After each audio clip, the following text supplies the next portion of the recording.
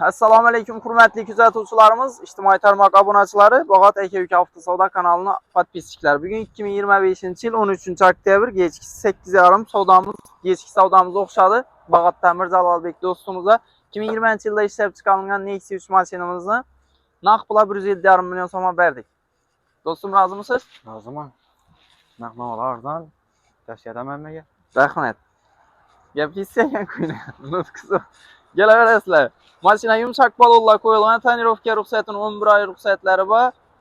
Rullar multimedia, metan gazlar qo'yilgan, mashina 88 ming kilometr yurgan. Kelaverasizlar, mashina chiroyli holatda edi. 107 million so'm, 107 million 500 ming so'm baraka qildik. Sotiladigan mashinalaringiz bo'lsa, kelsangiz, xarid qilib qolamiz ustidan naqd pul 1-2 so'm zazori bilan foydalangan deb bersanglar. Yo'q, satib beringlar desangizlar, satib berish variantlari ham bor. 24 soat xizmatingizdamiz. Bog'ot aka avtosavdo podpiska bo'lib, like bosib kuzatib boraverasizlar.